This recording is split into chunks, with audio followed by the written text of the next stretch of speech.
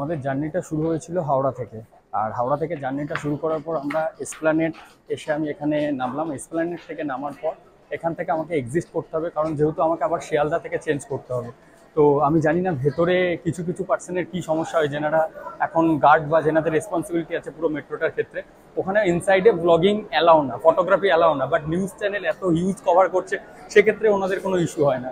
তো যাই হোক, আমরা সেই জায়গা থেকে পার করে আসার পর এখন আমরা গ্রাউন্ড স্ল্যাব ধরে আমরা বাইরে যাচ্ছি। আর এটা এক্সিস্ট পয়েন্ট মেনলি আপনারা দেখছেন। এখান থেকে টোটাল আমি যেটা প্রথম আপনাদেরকে দেখালাম, আমাদের যদি আপনারা এখন এসপ্ল্যানেড ছাড়াও সল্টলেক সেক্টর 5 বা অন্য রুটটায় যেতে চান, কবি সুভাষ, সেক্ষেত্রে আপনাদের কোনো অসুবিধা হবে না। বাট যদি আপনাদের এখন আপনারা চাইছেন যে শিয়ালদার উদ্দেশ্যে যাব, সেক্ষেত্রে কিন্তু সেটা পসিবল হবে না, কারণ রুট ম্যাপ রেডি হয়ে গিয়েছে, ফাইনাল টেস্টিং হয়ে গেছে, বাট এখনও পর্যন্ত নাকি ওনাদের বক্তব্য চালু হয়নি। তো তার কারণে আমাকে আবার এসপ্ল্যানেড থেকে বাস ধরতে হচ্ছে। আর এটা ব্লু লাইন, এখান থেকে যে হাওড়া ময়দান যাওয়ার জন্য কিন্তু এটা দিয়ে এন্ট্রি যেতে হবে।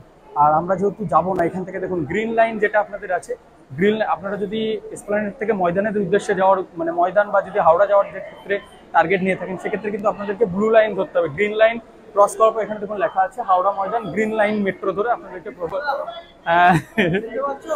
আচ্ছা না বলো তো,